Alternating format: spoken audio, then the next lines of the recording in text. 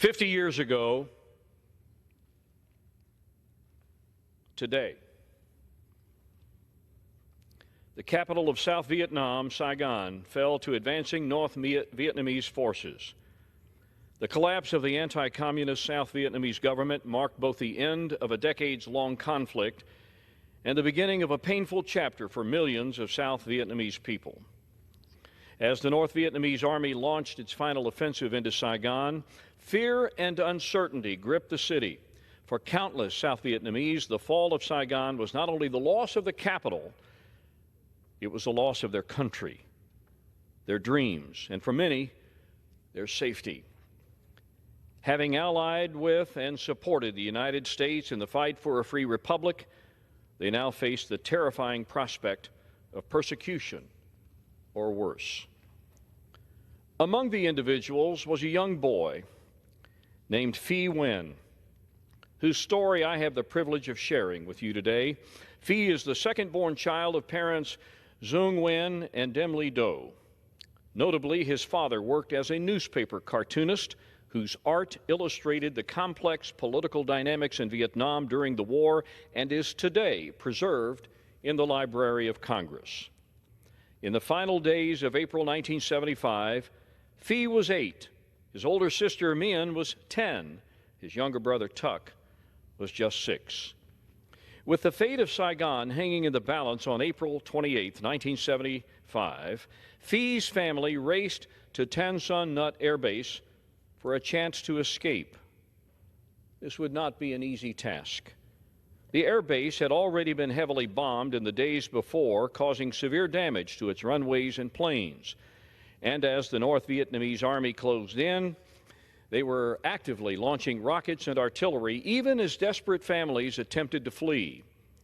But yet, in the dead of night, after 2 planes ahead of them were shot down, the Nguyen family boarded what would become the last fixed-wing aircraft to depart Tan Son Nhut. Their escape was harrowing, but their journey toward freedom, safety, and hope had just begun. Mr. Speaker, I can only imagine the mixed feelings of relief and heartbreak they felt as the plane left Vietnamese airspace, finally touching down at Clark Air Base in the Philippines. From there, they were transported to Guam, eventually to Camp Pendleton in California, a place known then as Tent City, which saw more than 50,000 Vietnamese refugees who awaited new lives and new homes. After 3 months at Camp Pendleton, the Nguyen family received a life-changing letter. A Lutheran church in Shavertown, Pennsylvania had offered to sponsor them. So they made another journey, this time across the U.S., to begin again in an unfamiliar place, adjusting to a new climate and embracing an entirely new culture.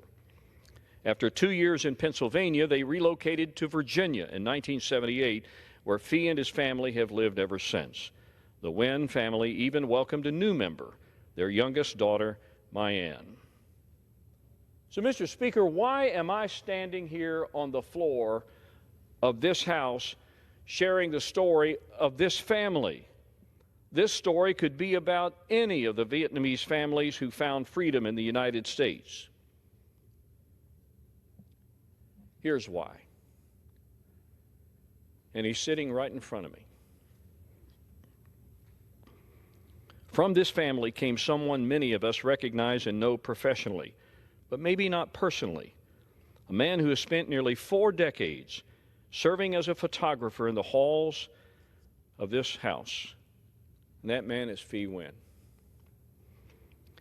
In 1986, he began working for the Senate Photo Studio, where he would spend the next 15 years capturing history through his lens. Then in 2002, he transferred to the House, a role in which I've had the distinct pleasure of working with him many times. That same year, Mr. Speaker, he married his wife, Tom Nguyen, whom he met during the Moon Festival in Arlington, Virginia, a celebration marking the end of the harvest season. Fitting beginning to their relationship, one rooted in tradition and thanksgiving. Together, they became the proud parents of 2 wonderful children. Daughter Chi, 20 years of age, attends James Madison, pursuing a degree in architecture. His son, Viet Nguyen, is 19, studying cybersecurity at George Mason University in Fairfax. Fee's story is not just one of survival. It's one of resilience, adaptation, and success.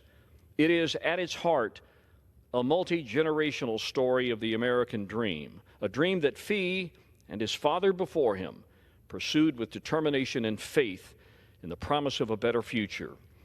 Over his nearly 4 decades of service to the U.S. Senate and House of Representatives, Fee has captured countless moments that only a photo can, and while doing so, has also captured the hearts of those who know and work with him.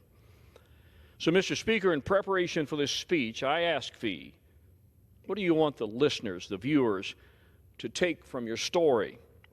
His answer was simple. The American dream is real, and I'm evidence of that. You can live it too. So today, on this anniversary of a day that changed the course of history for millions, I want to take a moment to honor one remarkable individual whose life journey embodies the spirit of the American dream. Fee Nguyen, thank you. Thank you from all of us who share in a professional relationship with you. Thank you for your service and your commitment to capturing history and doing it with excellence. It's with the utmost sincerity that I commend you for your 39 years of service to this institution and congratulate you on a half-century of living the American dream. Mr. Speaker, thank you for indulging me for these moments, and I yield back my time. The gentleman yields.